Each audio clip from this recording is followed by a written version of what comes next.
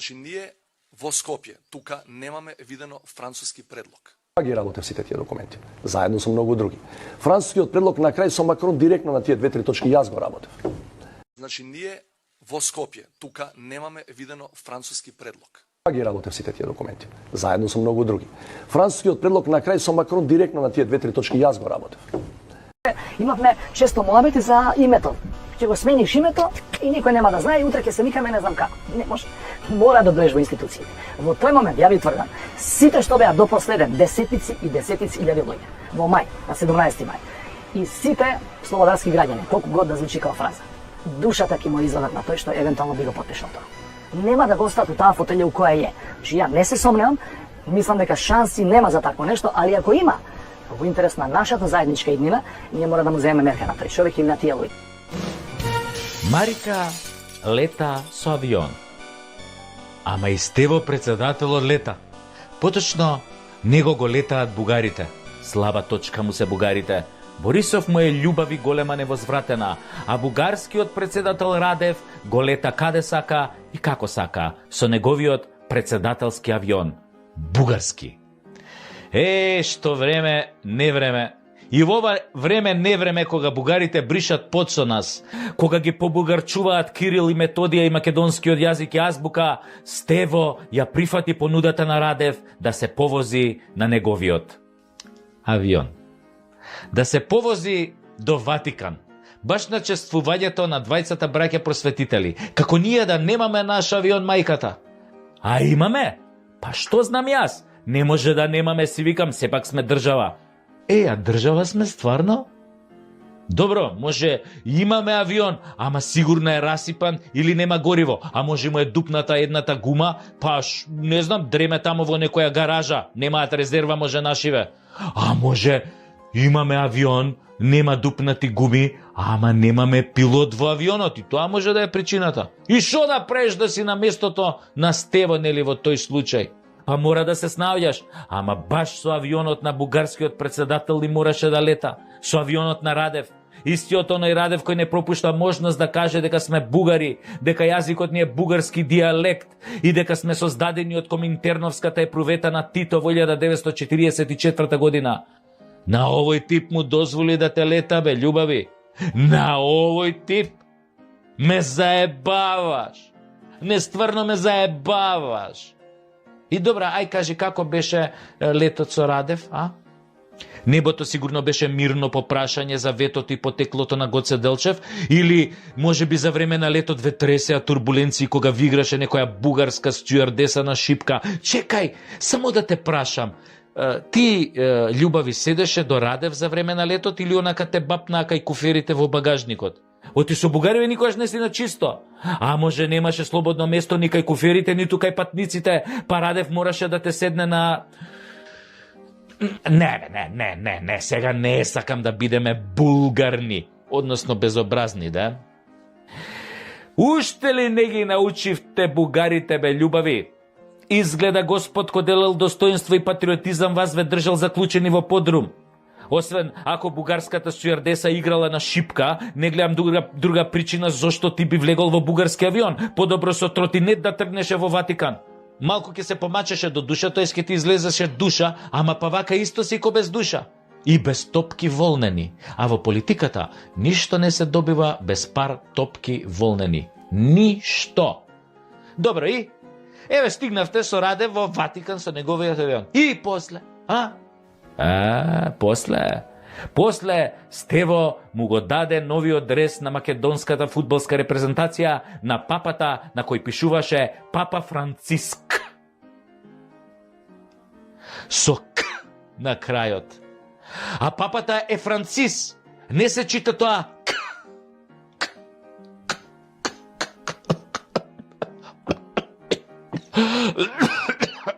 Не е ковид упрашање од тоа К-то се закашлав. Ама на овие утнативе од протоколот, што беа пола кај Заев у влада и утнаа се што можеше да се утне, изгледа оваа утка им беше ко погодена. Една буква кон една. Ша има везе. Па какви што се можеа на грбот да напишат на дресот и Папа was a Rolling Stone. Или да напишат Папа Николау Тест, и тоа може. Остај ги бе, само едно К утнале бе. Добро е бе, може ли боите да ги утнат ко вас е флексибл во спотот за Евровизија, па после да се вада дека тоа било уметничка инсталација, нели? Стево гарант му рекол на папава: "Љубави, ти го поклањам овој дрес да си го облечеш, можеш и од озгора на тога, мислам на мантијата кој ќе игра нашата земја на европското, нели? Пошто Аргентина твоја, пошто папава нели аргентинец, пошто Аргентина твоја бе, замисли бе, не игра на европското бе. Не успеа да се пласира на европско и ти сега, драг папа, немаш за кого да навиваш." Лели. Ау, Стево на папата му направи со ова за аргентинска репрезентација таков тонж, така му фати сеир на папава, мислам така папава се осети малку непријатно што Аргентина не се пласирала на европското. Ако имаше воопшто поим нели за какво европско му зборува Стево, ти папава е човек во години, лева рака е на Свети Петар, кај има тој време фудбал да гледа на толку несреќни, гладни и ковидосани по светов. Абе нема време. И така Стево му го даде дресот и сигурно му рече: "Баце, само облечи го кој играме, не мора да ја пееш химната, зашто некои кај нас и не ја пеат, а има и некои па ја пеат, ама скрос ја утињаат.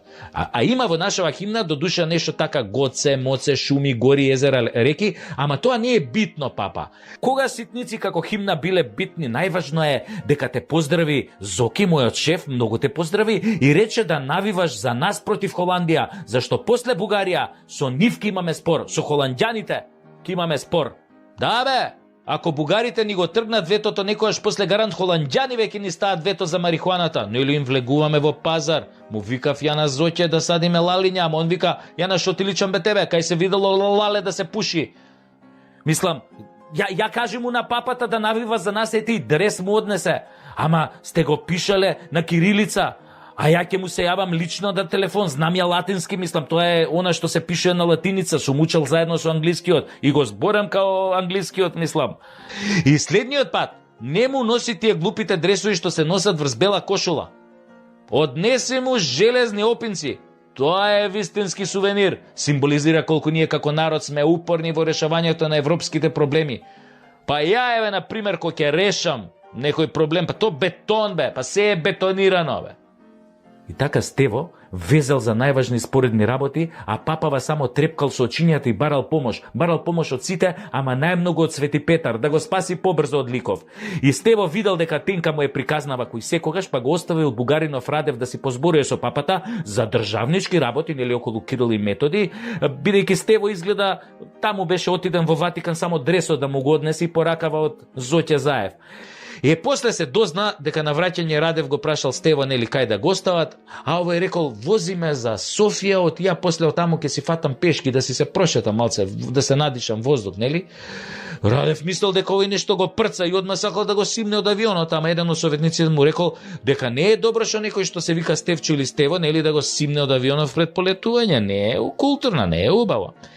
После тоа Радев бил пак бледо-зелен, додека у авион Стево раскажувал вицови за тоа како седеле со Бранко и пиле виски, а кога Стево се опил после првата коцка мраз, а Бранко бил трезен после 3 флаши виски, и така се додека не слетале во Скопје.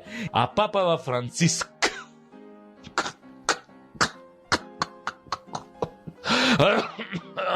посредбата со Стево го закачил вела дресот во шифонерот и на него напишал како подсетник: "Овој дрес да го облечам која ќе игра Македонија против Австрија, зашто оној Курц повеќе не ме прави среќен."